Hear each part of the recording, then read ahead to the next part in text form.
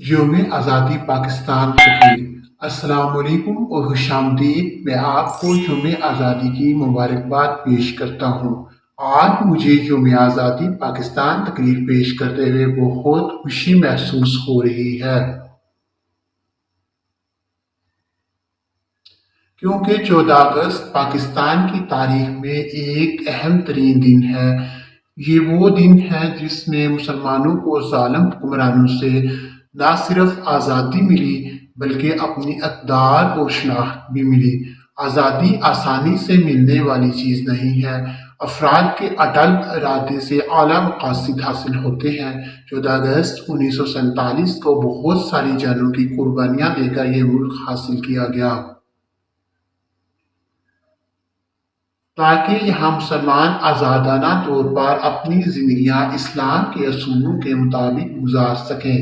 قائد اعظم کا فرمان ہے، پاکستان اس دن ہی بن گیا تھا جب برصغیر میں پہلا مسلمان پیدا ہوا تھا، کیونکہ مسلمانوں اور دوسری اقوام کا رہن سہن، مذہب، روایات اور اقدار ایک دوسرے سے مختلف ہیں۔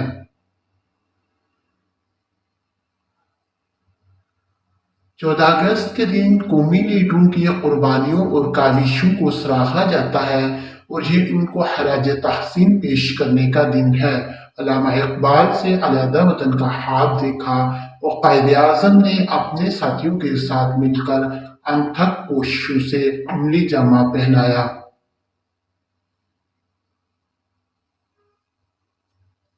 اس ملک پاکستان کو حاصل کرنے کے لیے ہزاروں افراد نے اپنی جان و مال، عزت و آبرو کی قربانی دی۔ اس دن کی ہمارے دلوں میں خاص اہمیت ہے اور یہ دن ظلمت سے نجات کی نوید ہے۔ ہر پاکستانی اس دن کی اہمیت سے باخبر ہے۔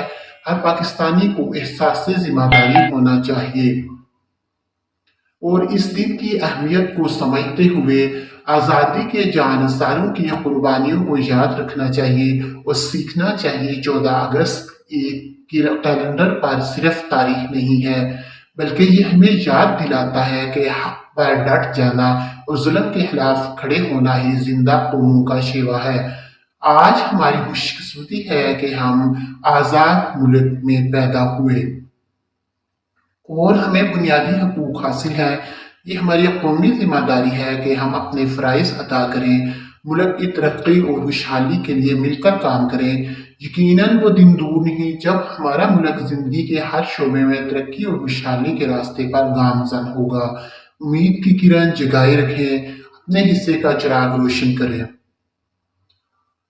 قوموں کی تاریخ قربانیوں سے عبارت ہوتی ہے اور لہو سے سینچی جاتی ہے۔ پاکستان پائندہ باد۔ میرے محبوب وطن، تجھ پہ اگر جاں ہو نثار، میں یہ سمجھوں گا ٹھکانے لگا سرمایہ تن۔